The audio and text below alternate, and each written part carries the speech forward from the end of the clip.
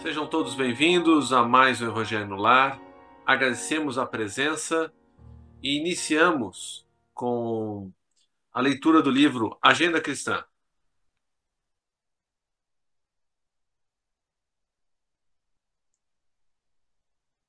Se eu não clicar para compartilhar a minha tela, ninguém vai ver.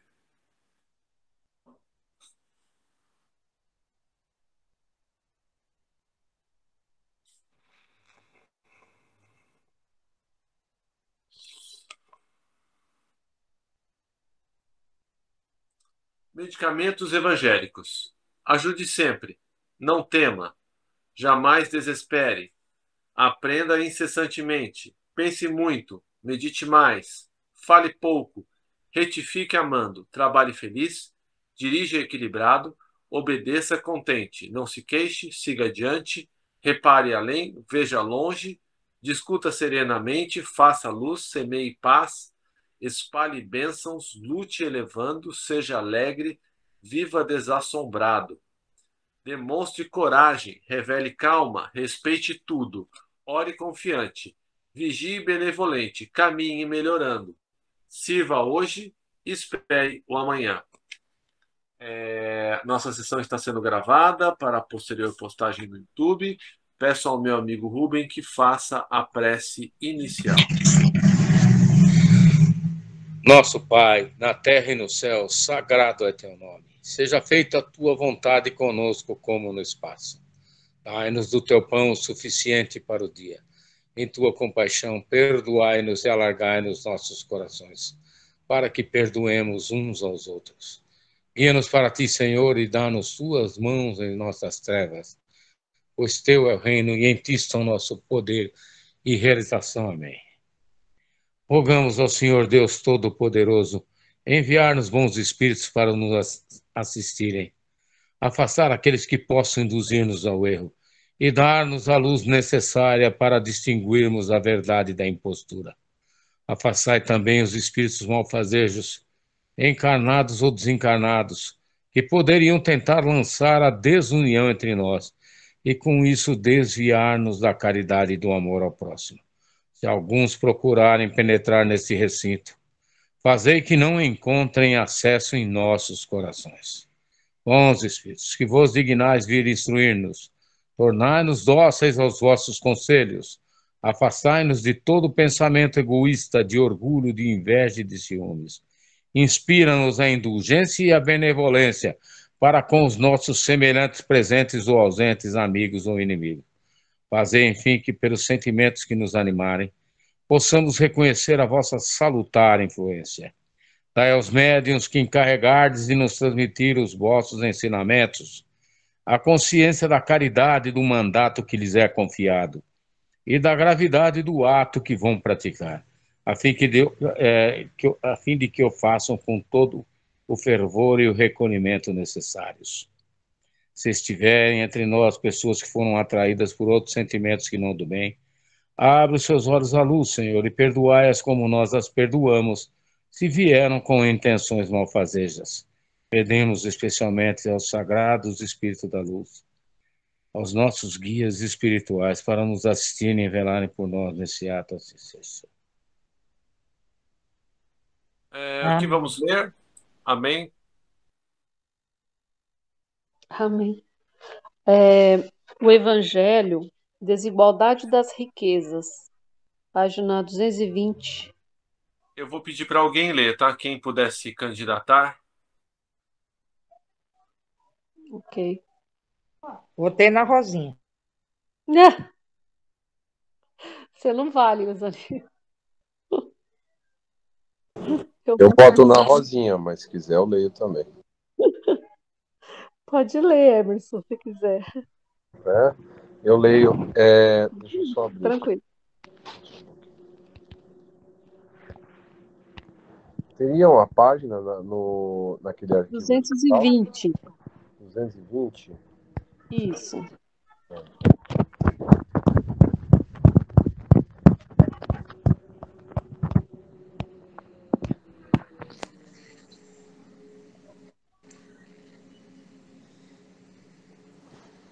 Ok.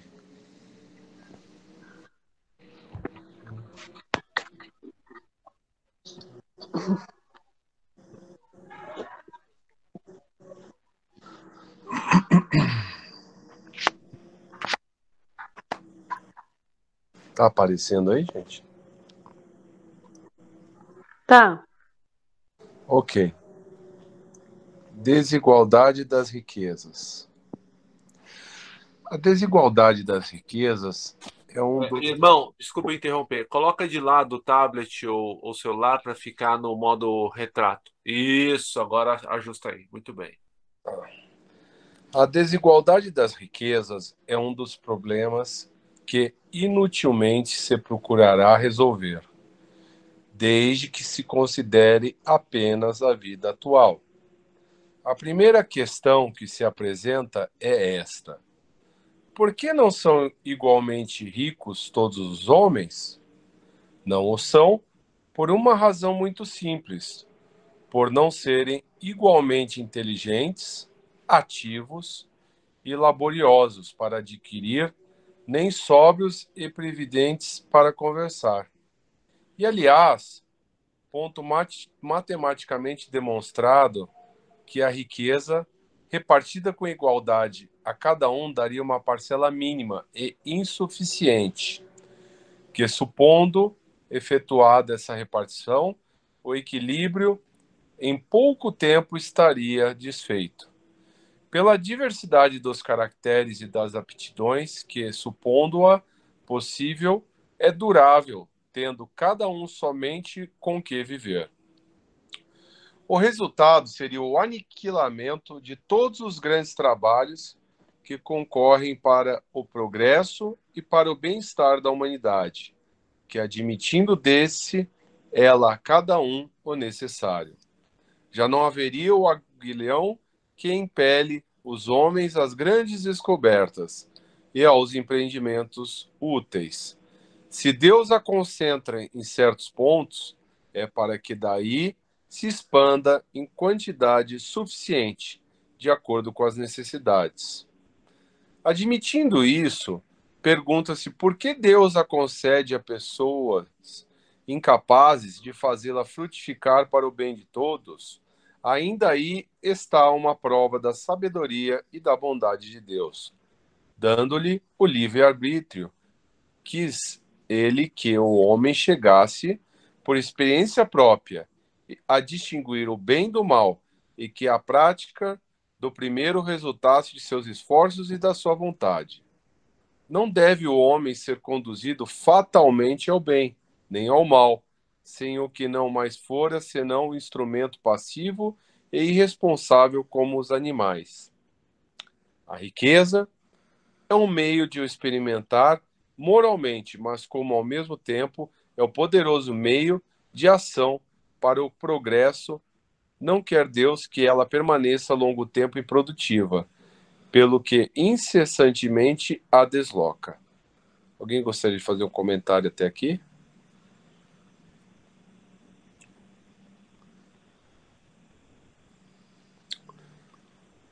Então, vou continuar aqui. Cada um tem de possuí-la para se exercitar e utilizá-la e demonstrar que o uso sabe fazer dela, sendo, no entanto, materialmente impossível que todos a possuam ao mesmo tempo. E acontecendo, além disso, que se todos a possuíssem, ninguém trabalharia, com o que o melhoramento do planeta ficaria comprometido. Cada um a possui por sua vez. Assim, um que não na tem hoje, já a teve ou terá noutra existência. Outro que agora a tem, talvez não na tenha amanhã. Há ricos e pobres, porque sendo Deus justo, como é a cada um prescreve trabalhar a seu turno. A pobreza é para os que a sofrem a prova da paciência e da resignação. A riqueza é para os outros a prova da caridade e da abnegação. Dá uma parada, Emerson. Ok? Olha só, gente. A gente vê que, né, a pobreza, né, é a prova da paciência e da resignação. E para os ricos, para os potentados, é a prova da caridade e da abnegação. Ou seja, nós somos trabalhados nos dois extremos. Mas se nós formos pensar também, nós que não somos nem ricos, nem pobres, né? Nós temos a oportunidade de trabalhar esses dois extremos numa mesma posição, né? Então, muitas vezes a gente desencarna mal numa Porque ele vida fala que quem é rico tem que ter pregressa. caridade e abnegação. Sabe o que é caridade? É a caridade, né? Propriamente dito. Feche seu microfone, irmão. Desculpe, desculpe. Imagina. Né? Então, a gente, a gente tem a oportunidade de, de passar por esses extremos numa mesma vida mediana, porque na medida que a gente tem um pouco mais, somos convidados a dividir o que temos. E na medida que estamos em algum momento de dificuldade, nós somos convidados a ter a paciência. Rubem, quer fazer algum comentário? Eu creio que a divina providência sabe muito bem o que fazer. Em maior ou menor grau, o espírito que encarna, ele tem suas virtudes, suas limitações, riqueza ou uma condição mediana ou paupérrima, às vezes. Isso tudo faz parte do processo evolutivo do planeta. É claro que, como diz a leitura, se todos fossem ricos, ninguém trabalharia. Para quê? Não haveria necessidade. E é claro que essa riqueza se esvairia e todos se tornariam pobres, não, irmãos? E teriam que remar, né, como se fala, né? A gente pode traçar até um paralelo, uma correlação entre o dia e a noite, né? Como foi dito num poema do sábio Rumi, sábio marroquino, no livro Arte de Amar. Sem a noite, a natureza do homem não obteria nem qualquer rendimento, e nada haveria para que o dia gastasse. Então, nós podemos repreender disso, né? Que assim como ao rico e o pobre, a noite e o dia, a todos esses paralelos, todas essas condições contrárias, né? Sinônimos e antônimos, é uma constante na nossa vida material, né? E também no mundo espiritual, eu creio, meus irmãos. Obrigado. Mais alguém? Continuar então. Deploram-se, com razão, o péssimo uso que alguns fazem das suas riquezas, as ignóbeis paixões que a cobiça provoca, e pergunta-se: Deus será justo dando a tais criaturas? É exato que se o homem só tivesse uma única existência, nada justificaria semelhante repartição dos bens da terra. Se, entretanto, não tivermos em vista apenas a vida atual, e, ao contrário, considerarmos o conjunto das existências, veremos que tudo se equilibra com justiça. Carece, pois, o pobre de motivo assim para acusar a providência, como para invejar os ricos, e estes para se glorificarem do que possuem. Se abusam, não será com decretos ou leis suntuárias que se remediará o mal. As leis podem, de momento, mudar o exterior, mas não logram mudar o coração. Daí vem serem elas de duração efêmera e quase sempre erguidas de uma reação mais desenfreada. A origem do mal reside no egoísmo e no orgulho. Os abusos de toda espécie cessarão quando os homens se regrerem pela lei da caridade. Alguém gostaria de fazer algum comentário? Segue, irmão. Outro capítulo, então, Instruções do Espírito, a verdadeira propriedade.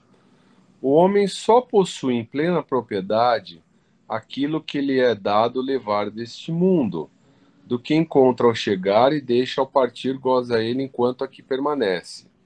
Forçado, porém, que é a abandonar tudo isso, não tem das suas riquezas a posse real, mas simplesmente o usufruto, que é então o que ele possui, nada do que é de uso do corpo. Tudo que é de uso da alma, a inteligência, os conhecimentos, as qualidades morais. Isso o que ele traz e leva consigo, o que ninguém lhe pode arrebatar, o que lhe será de muito mais utilidade no outro mundo do que neste. Depende dele ser mais rico ao partir do que ao chegar, visto como do que tiver adquirido, e bem resultará a sua posição futura. Quando alguém vai a um país distante, constitui a sua bagagem de objetos utilizáveis nesse país. Não se preocupa com os que ali lhe seriam inúteis. Procedei do mesmo modo com relação à vida futura. Aprovisionai-vos de tudo o de que ela lá vos possais servir. Ao viajante que chega a um albergue, bom alojamento é dado, se o pode pagar. A outro de parcos recursos, tocam um menos agradável. Quando, ao que nada tenha de seu, vai dormir numa enxerga. O mesmo sucede ao homem à sua chegada no mundo dos espíritos. Depende dos seus haveres ou lugar para onde vá. Não será, todavia, com seu ouro que ele o pagará. Ninguém lhe perguntará: quanto tinhas na terra? Que posição ocupavas? Eras príncipe ou operário? Perguntar-lhe-ão: que trazes contigo? Não se avaliarão os bens, nem os títulos, mas a soma das virtudes que possua. Ora, sob esse aspecto, pode o operário ser mais rico do que o príncipe. Em vão alegará que antes de partir da terra pagou o apeso de ouro à sua entrada no outro mundo. Responder-lhe-ão: os lugares aqui não se compram, conquistam-se por meio da prática do bem, com a moeda terrestre. Há podido comprar campos, casas, palácios, aqui tudo se paga com as qualidades da alma. És rico dessas qualidades? Se bem-vindo, e vai para um dos lugares da primeira categoria, onde te esperam todas as venturas. És pobre delas? Vai para um da última, onde serás tratado de acordo com os teus haveres. Os bens da terra pertencem a Deus, que os distribui ao seu grado, não sendo o homem, senão o usufrutuário, o administrador mais ou menos íntegro e inteligente desses bens. Tanto eles não constituem propriedade individual do homem, que Deus frequentemente anula todas as previsões e a riqueza. Foge àquelas que se julga com os melhores títulos para possuí-la. Direis, porventura, que isso se compreende no tocante aos bens hereditários, porém não relativamente aos que são adquiridos pelo trabalho. Sem dúvida alguma, se há riquezas legítimas, são estas últimas, quando honestamente conseguidas, porquanto uma propriedade só é legitimamente adquirida quando da sua aquisição não resultará dano para ninguém.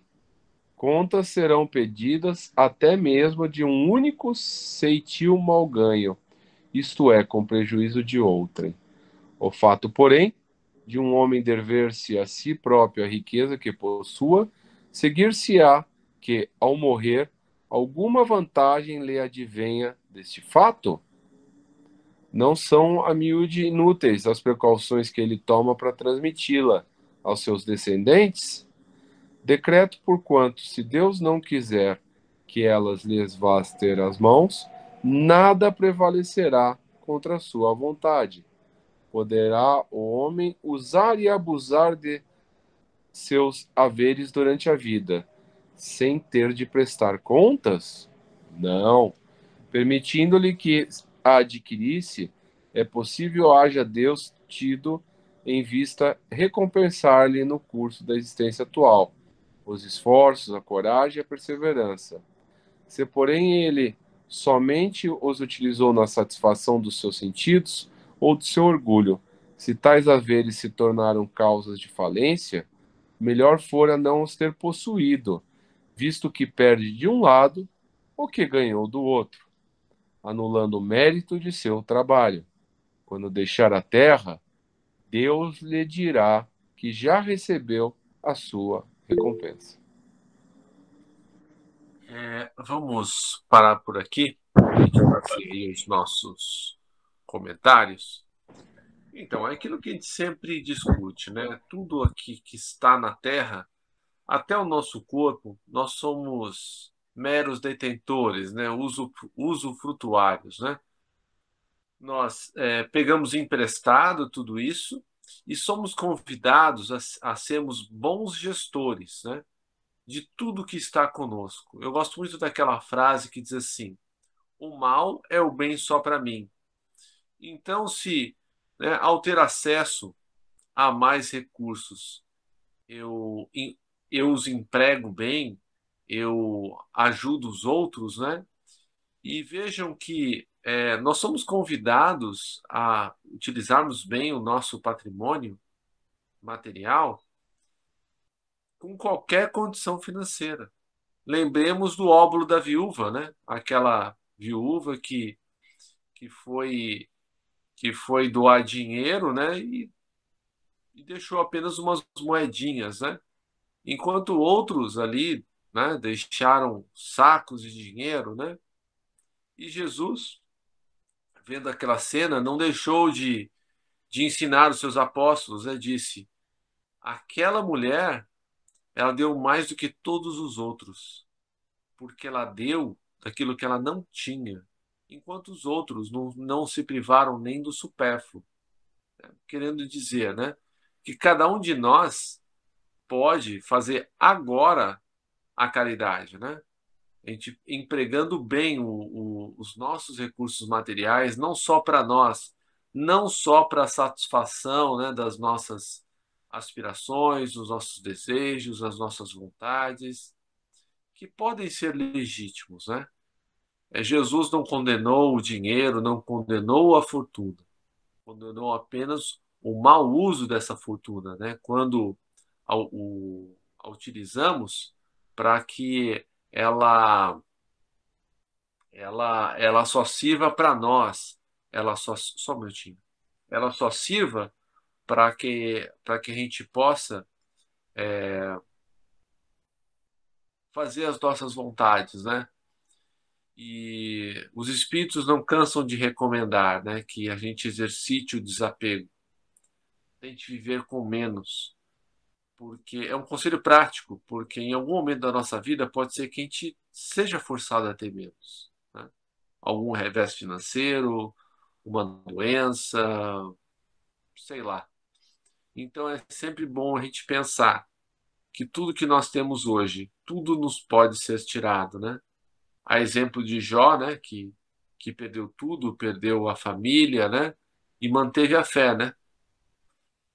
Então que nós sejamos, né, os modernos Jós, né, que a gente possa manter a nossa fé, seja qual for a circunstância, e exercitando o nosso desapego. Comentários? Não. Como sempre. Opa. Desculpa, Rubão, desculpa. Prossiga, Emerson, desculpa aí. Não, não, não. Eu só ia falar que eu não teria, mas vai lá. Desculpa, foi truncado. Pode ir, prossiga. O que a gente pode depreender dessas circunstâncias, né? E nós estamos aqui pela misericórdia de Deus, né? E nos foi dado a cada um o necessário para a nossa subsistência e também para que a gente possa exercer aí a caridade, que ela é muito abrangente, ela pode ser exercida de várias formas, né? Não só materialmente, mas espiritualmente, intelectualmente, não? Ela é muito abrangente. E, como nós já dissemos anteriormente, né? É tudo uma questão de analogia, né? Há aqueles que têm muitos e, por consequência, muitos mais compromissos, né, com a espiritualidade e com os seus irmãos, né, menos favorecidos. Porém, há aqueles que têm pouco e exercem uma caridade imensa, né, se esforçando pelo bem dos seus irmãos, enfrentando dificuldades tremendas, como nós temos exemplos aí desses grandes avatares que tiveram aqui. Eles não eram depositários de grande fortuna, mas eles tinham uma fé inabalável, né? Uma vontade indômita, né? Irrefreável de auxiliar os menos favorecidos, os excluídos, os doentes, né? Os desabrigados pelas intempéries. Hoje mesmo nós tivemos uma chuva torrencial. Eu nem coloquei nos noticiários, porque deve ter sido uma catástrofe sem precedentes, né? Como todo ano acontece, né?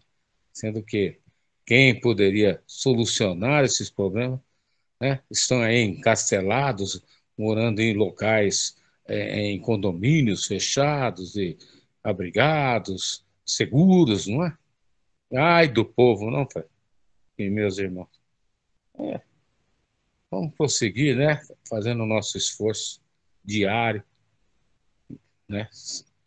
E procurar e agradar a Jesus e aos nossos irmãos, nossos mestres espirituais. E, sempre que possível, né? Auxiliar os menos favorecidos, os nossos irmãos que aqui estão esperando, né? Nos aguardando para diariamente para ouvir o que nós temos a dizer, a nossa leitura, né? Esse ensinamento tão maravilhoso que é o Evangelho. Obrigado, meus irmãos.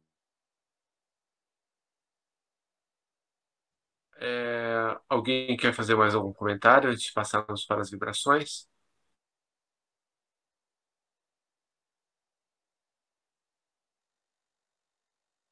Não. Meus amigos, meus irmãos, vamos então, já que fomos agraciados com tantas oportunidades de crescimento, seja na família em que reencarnamos, seja nos conhecimentos que adquirimos por essa doutrina consoladora, seja em todas as nossas potencialidades materiais, intelectuais, espirituais, morais, que estamos adquirindo com o decorrer do tempo, graças a Deus, estamos marchando em frente. Vamos então fazer algumas vibrações por aqueles que estão menos afortunados, que estão em sofrimento. Vibremos pelos nossos irmãos desencarnados, principalmente aqueles que resolveram sair da vida física pela porta do suicídio, como a Gabriele, a Verena, a Juliana, o Elias, o Alain, o Bruno e tantos outros. Que esses irmãos sejam amparados. Vibremos também pelos nossos irmãos encarnados em sofrimento, e dentre estes, aqueles que estão com a ideação suicida. Só um minuto. Filho, espera um pouquinho. Espera um pouco. Então tá bom. Tenta fazer então. E vibremos também pelos centros espíritas, né, pelos templos, igrejas, templos de quaisquer natureza, pelos indivíduos que anonimamente fazem a caridade. Tá bom. Ai, ai. E que todos nós tenhamos uma boa noite, que Jesus nos ampare e nos proteja, que assim seja. Emerson, prece Maricari, depois Rubem, fechamento. Obrigado, boa noite, gente.